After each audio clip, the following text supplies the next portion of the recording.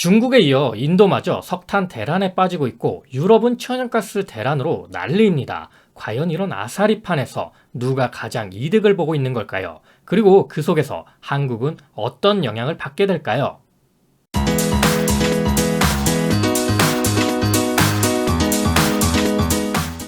안녕하세요. 세상의 모든 지식들을 재밌고 쉽게 풀어드리는 네오의 지식창고입니다. 요즘 중국에서는 양초 사재기가 성행하고 있다고 합니다. 이는 심각한 전력난을 겪고 있는 중국의 모습을 단적으로 보여주는 예인데요. 중국의 전력난은 특히 장쑤성, 저장성, 광둥성 등이 심각한 것으로 알려졌습니다. 이들 지역은 중국의 제조업 중심지이자 세계 제조업의 핵심지인데요. 따라서 이 지역의 전력난이 가중되면 전 세계 공급망에 악영향을 미치게 됩니다. 세계의 공장이라 불리며 제조업에 열을 올리던 중국에서 전력은 정말 중요한데요.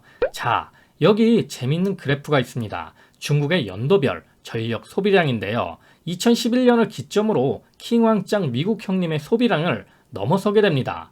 그리고 중국의 경제 성장률 그래프를 보면 2011년부터 둔화되기 시작하는데요. 상식적으로 생각했을 때 전력 생산량과 소비량이 계속 늘어나면 경제가 성장해야 하는데 오히려 성장률이 떨어지고 있다는 것이 이상합니다. 그것의 비밀은 바로 에너지에 있는데요. 중국의 전력 소비가 늘어날수록 자체적인 에너지 수급이 안 되고 있던 겁니다. 중국은 땅덩이도 넓고 자원도 풍부한 나라입니다. 그렇기 때문에 대부분의 에너지를 자급자족 해왔는데요. 지금은 그렇지가 못합니다. 따라서 중국은 현재 세계 최대의 에너지 수입국이 되었습니다. 그런데 반대로 과거 세계 최대 에너지 수입국이었던 미국은 셰일 혁명을 통해 사우디를 넘어설 정도로 원유와 천연가스를 뽑아내고 있습니다. 자체적인 수급이 가능할 뿐더러 남아 도는 에너지를 수출해야 하는 지경이죠. 특히 미국의 천연가스는 이미 한국, 일본, 중국에서 대부분 수입을 하고 있는데요. 여기에 미국의 전략이 숨어 있습니다. 한국은 원래 천연가스를 중동에서 많이 수입해 왔습니다. 중동은 땅을 파기만 하면 원유고 가스고 잘 나오니까 미국보다 싸게 뽑을 수 있겠죠. 그런데 어느 순간부터 미국산 천연가스 수입을 대폭 늘리게 됩니다. 에너지 다변화라는 명분으로 말이죠. 미국은 여기에 맞춰 자국산 천연가스를 중동산 천연가스보다 싸게 팔았는데요. 셰일 시추 기술이 발전함에 따라 생산 가격이 내려갔기 때문입니다.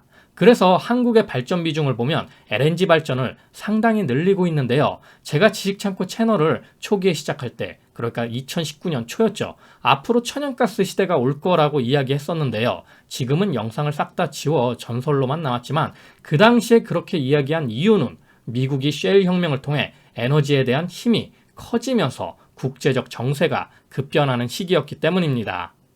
이렇게 셰일 혁명을 통해 에너지에 대한 힘을 얻은 미국은 페트로달러의 근간이 되었던 중동산 원유 수입을 줄이는 한편 중동에서 미군 철수를 가시화했고요. 최근 아프가니스탄 사태 역시 그 결과라고 볼 수 있습니다.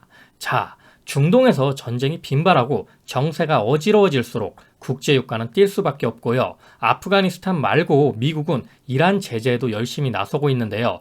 이 역시도 에너지와 관련이 깊습니다. 이란이 원유 수출에 나설 경우 국제유가가 높게 유지될 수 없기 때문입니다. 앞서 이야기한 대로 유럽연합을 제외한다면 중국은 사실상 원유, LNG, 석탄 등 세계 최대 에너지 수입국인데요. 중국의 외환보 요구가 더 이상 늘어나지 않는 이유는 바로 이 막대한 에너지 수입으로 인해 적자가 나고 있기 때문입니다. 중국은 세계의 공장이라 불릴 만큼 제조업을 중심으로 많은 제품을 쏟아내는데 여기에 에너지가 겁나게 쓰인다는 점이 약점이 되겠죠.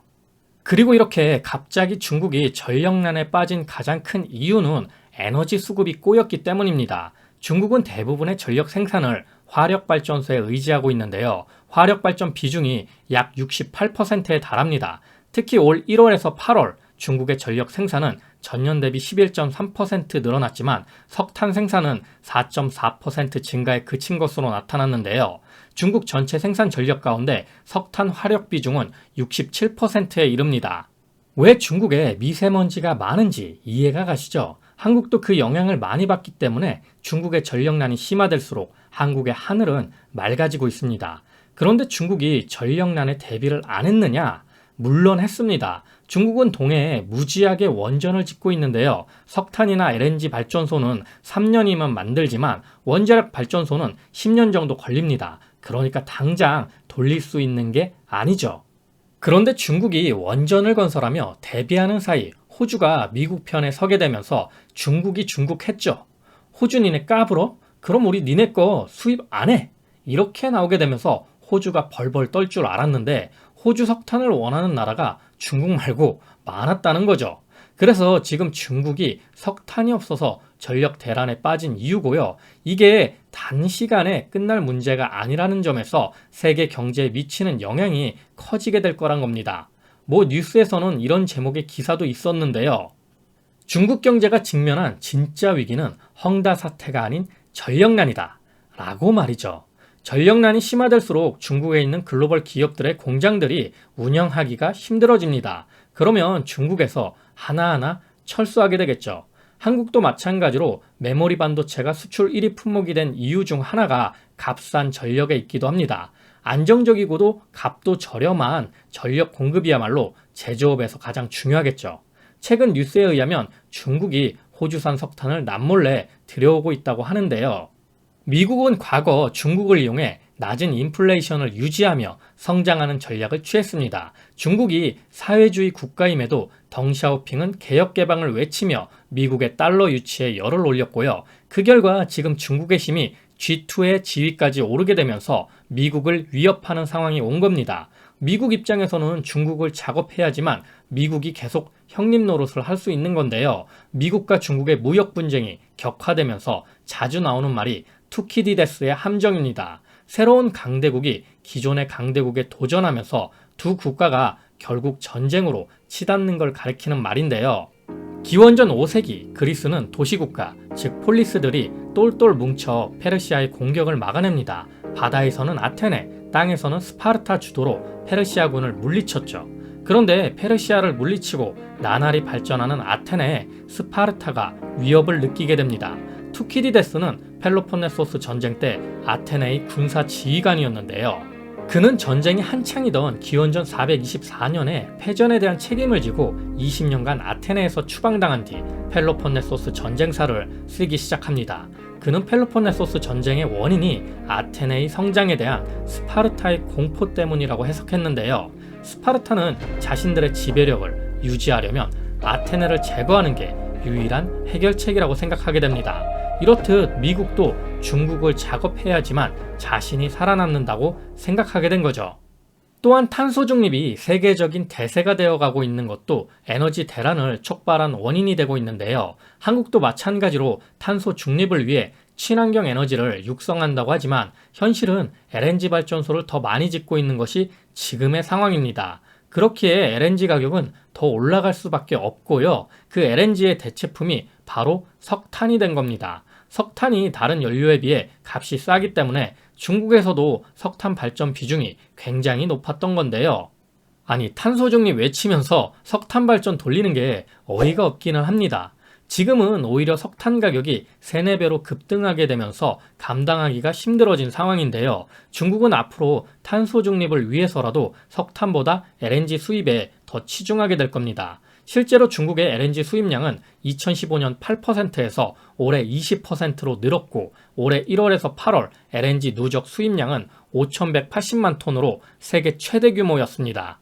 이제는 중국을 넘어 인도까지 석탄 대란에 빠지고 있고 유럽 역시 천연가스가 부족해 난리가 난 상태입니다. 석탄을 진 호주와 천연가스를 진 미국과 러시아는 웃고 있고 중국과 인도, 유럽은 울고 있는 게 지금의 상황인데요. 미국이 천연가스를 쥐고 흔드는 와중에 그린플레이션이란 말이 나오고 있을 지경입니다. 그린플레이션은 탄소 중립을 내세우다 에너지 가격이 급등하는 것을 두고 하는 말인데요. 중국도 형님 노릇하고 싶어서 미국과 유럽을 따라 탄소 중립을 외쳤지만 이것이 현재 자충수가 되고 말았습니다. 앞으로 국제유가 LNG, 석탄 가격은 계속 상승하게 될 겁니다. 셰일 혁명을 통해 에너지의 힘을 가진 미국이 중국을 작업하기에 아주 좋은 상황이고요. 미국 입장에서 현재 에너지 가격을 높게 만들어야지만 중국을 효과적으로 제압할 수 있게 될 겁니다. 또한 미국의 셰일 업체들이 더 이상 투자에 나서고 있지 않다는 점도 천연가스 가격에 영향을 미칠 겁니다. 그리고 산유국들 역시 증산에 나서지 않고 현 상태를 유지한다고 발표하면서 국제 유가도 지속적인 상승세를 나타낼 것으로 보이는데요. 한마디로 에너지 소비는 많아지는데 공급이 줄어든다는 뜻입니다. 유럽에서는 러시아가 가스관을 틀어막고 있고 미국에서는 셰일 업체가 투자를 하지 않고 있고 중동에서는 증산 요구를 무시하고 있으니 에너지를 가진 국가가 갑인 시대가 온 건데요. 미 연준에서도 이제는 인플레이션에 관대할 수 없을 겁니다. 더 이상 에너지발 인플레이션을 무시할 수 없는 초유의 사태에 직면하게 된 거죠. 곧 겨울이 다가오고 있습니다. 이번 겨울이 중국에게는 혹독한 겨울이 될 것 같은데요. 하지만 에너지가 부족한 한국에게도 그 영향은 분명 있을 겁니다. 이번 9월 반도체 수출이 늘어나면서 월별 역대 최대 수출액을 기록했지만 무역 수지를 따져봤을 때는 지난해 절반 수준인 42억 달러에 그쳤는데요. 한국도 에너지 수입국으로 제조업을 영위하는 중국과 비슷한 상황이기 때문입니다. 중국의 성장세가 꺾일수록 한국 경제에 악영향을 미칠 것이라는 이야기도 많은데요. 저는 장기적으로 중국의 수출이 줄어들수록 그 빈자리를 누가 채우느냐가 더 중요하다고 보고 있습니다. 중국을 이을 국가로 인도나 베트남, 인도네시아 등을 언급하는 전문가들이 많지만 한국도 그 속에 들어갈 수 있다는 점에서 위기를 기회로 만들 수도 있다고 생각되거든요. 오늘은 이렇게 세계적으로 심화되고 있는 에너지 대란에 대한 이야기를 해보았는데요. 에너지 급등은 곧 인플레이션을 야기하고 인플레이션이 심화될수록 금리 인상의 시간은 더 빨라지게 될 겁니다. 그렇게 요즘 미국 경제 전문가들이 은행주와 에너지주에 투자하라는 말이 지속적으로 나오고 있는데요. 앞으로 이런 흐름을 인지하고 내 자산을 지키며 투자에 임하는 것이 좋을 것 같습니다. 자, 오늘도 내용이 재밌고 유익하셨다면 구독과 좋아요 꼭 부탁드립니다. 이렇게 항상 네오의 지식창고를 애청해 주셔서 감사드리고요. 오늘 하루도 좋은 하루 되시길 기원하겠습니다.